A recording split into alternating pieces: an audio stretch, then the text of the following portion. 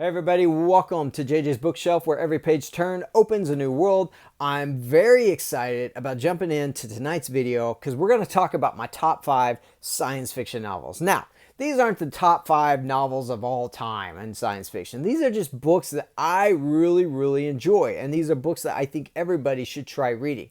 Now, there is one caveat to this. Ray Bradbury is not on this list. Now, before you start canceling me or unsubscribing or stopping the video, let me explain, because Ray Bradbury just so happens to be my favorite author of all time. And not only is he my favorite author of all time, we're going to be doing a lot of Ray Bradbury videos going forward over the next several months, so I'm going to save some of those books for those videos. Also not on this list is anything that is an IP, so nothing from Alien, nothing from Star Wars, nothing from X-Files or anything like that. These are non-IP type of work. So here we go. We're going to dive right in. The first one, number 10. I said not top 5, but you know I can't narrow it down to 5. We're going to do 10 actually, even though the video says top 5. So, James Blish, The Seedling Stars. This is interesting because this is a book that is from the 1950s, and it's actually a collection of short stories more than it is anything else. So consider this mainly an honorable mention. I think every author should go out there and sort of read some of the classics. And I think if you're a sci-fi reader and you love science fiction, you need to go back and also read some of the pulps, because I think it grounds you in the genre. This is basically James Blish writing a collection of short stories that is going out there and saying, hey, this is how humanity adopts to certain alien type planets and things like that. So James Blish, The Seedling Stars, excellent collection of short stories, and I think you would enjoy that. The next up on my list is John Scalzi's Red Shirts. Now I know some people don't like Scalzi. You know, politics aside, all that stuff, I don't really care. I just want to read good books. And this book absolutely made me laugh.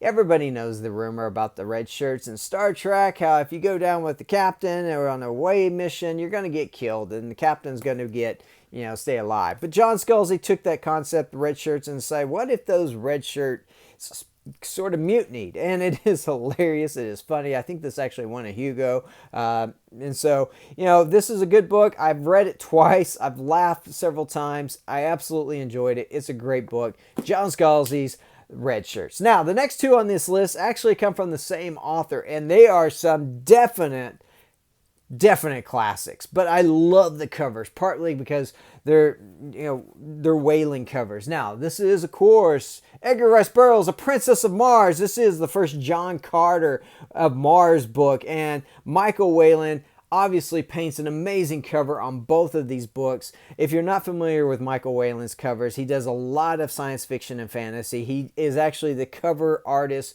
for Brandon Sanderson's Stormlight Archive, and he's done tons of others, but he did these releases here. This is Princess of Mars, The Martian Tales of Edgar Rice Burroughs. It is John Carter. It is absolutely great. If you are a science fiction writer, you really need to read these just to get grounded in the genre. Number 8, 10, 9, 8. This is number 7. So this is another John Carter. This is The Gods of Mars, and again, we have an amazing Michael Whelan cover right here. This is absolutely a great book. I love both of these books. The rest of the series is absolutely amazing.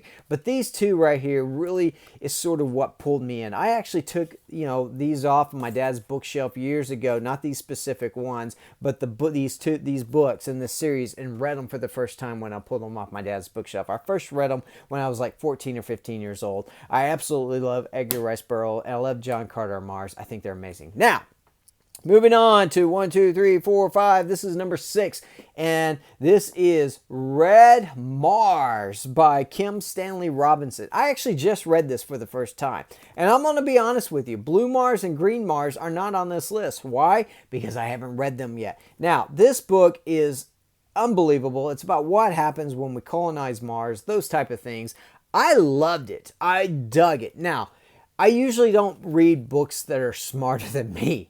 And so there's about 20% of this book I do not think I really understand, but I loved it. I loved the story. I loved the conflict. This is a slow-paced story. This is a character-driven type of science fiction, and this is an amazing story that just brings all sorts of different conflict about what happens when humans who are messy in their own right go to Mars and trying to colonize Mars. We take the worst of us there as well. And that's what this story is about. Red Mars by Stanley Robinson. I can't wait to get on to Green and Blue Mars. I think they're going to be absolutely amazing as well. Now, the next one might actually get me canceled because it's not actually number one on my list. But you know what? Oh well. And that is Dune by Frank Herbert. This is a massive book to read.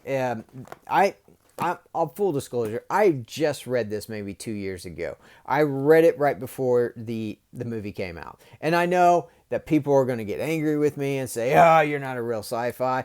Honestly, I was intimidated by it because I have major ADHD. I only read like 175 words a minute anyway. And so it takes me a while. And so I was very intimidated by this, which is odd to say because I'm a huge Wheel of Time fan. I started reading the Wheel of Time back in the 90s. But for some reason, Dune always intimidated me. And I do not know why. But once I got into it and once I started reading it, I absolutely loved it. It's an amazing story. And this is just, I can understand why this is considered, sorry about that, this is considered the best sci-fi novel by a lot of people. So that is Dune coming in at number 6. Now, actually that's number 5. Let's get on to 1, 2, 3, 4, the next 4. And some of these might be a little controversial, but the next one is Isaac Asimov, Foundation. Everybody should read Foundation. This is foundation to science fiction. Now, don't go watch the Apple series. If you enjoy the Apple series, great. I hope you do. I didn't really care for it. It didn't really grab me. But man, this book right here grabs me. It is the world, the universe falling apart. And it deals with mathematician, and I didn't feel like I wasn't smart enough to read this. I felt like I understood the conflict. I felt like I understood everything that Asimov was saying in here. I loved it. This is one of those books that when you start reading it, you're like, I don't know if I'm going to like this. But then you just keep going and you keep going. And you absolutely enjoy it. And the characters is really what drives the story so well. Not to mention the conflict. And it's the end is coming. You know it's coming. But you can't stop it. That's the amazing thing about this story. I love it. Isaac Asimov, Foundation. Next one. Winner of the Hugo Award. Another... sorry about that. Another hard sci-fi novel that I feel like I wasn't smart enough to read. And that is, of course, A Fire Up on the Deep by Vern Vangay. I don't know if I ever say his name right. So if there's a right way to say it, I don't know. Can you sound it out in the comments below or something? But A Fire Up on the Deep, winner of the Hugo Award. This is just, it's a space saga. It's awesome. All right. I wish I could say more about this because this isn't really a review. I may do a full deep dive review of this book. This is just my top 5, or, it is my top 5, even though there's 10. But, this is one of those books I think I was recommended this in college during physical science. Somebody recommended it. And I remember going to a bookstore. I think it was a Books A Million or a Borders Books back when there was Border Books. Maybe on Walden Books for all I remember. And grabbing it off the shelf. It was actually this copy right here that I grabbed. And I read it and I was just blown away. I read it during Christmas break. I think in 2004 or 2005. I can't remember exactly. When I read this. But I was in college. I do remember that. But it was one of those books that just stuck with me. I kept turning the pages. There was a lot of it. I was just kind of like, I don't really understand what's going on. Again, it could have been my ADD. It could have been it's just too smart for me. But it's one of those books that it's tough to describe, but if you start getting into it, you really enjoy it. You just keep turning the pages. But I'm going to do a deep dive into this here probably in a few weeks because I think that this book is very compelling, especially if you're a person of faith. I think it's really, really good, and I'll get into why I think that later on. These next 2 books, obviously, number 2 coming in, A lot of people might disagree with me. It won the Hugo and the Nebula Award, and that, of course, is Game by Orson Scott Card. What can you say? It's one of the first science fiction novels I ever read. The three first science fiction novels I ever read. Obviously, John Carter, the Mars series, Princess of Mars was one of those. Fahrenheit 451, and of course, Ender's Game. Those were the three science fiction novels I first read at 13, 14, and maybe 15. And I was actually hooked on the genre at that point. My dad had a collection of Asimov magazine, and I would grab those magazines and read all the short stories and things like that. But Ender's Game hooked me, and Ender's Game, I think, is almost more of a young adult novel, but it's this conflict, and we've all seen the movie, we've all, things like that, but I think this is one of those books that kind of stands the test of time. It's one of those books you're just going to keep thinking about, you're going to keep talking about, and it's just going to continue to be around for years and years and years and years. And again, I don't get into politics on this channel. I don't, if you don't like Orson Scott Card, that's your choice. If you don't like John Scalzi, that's also your choice. I respect that. I try to just take that stuff and just enjoy the books for what they are. And Ender's Game is an amazing story. I love it. I hope you do too.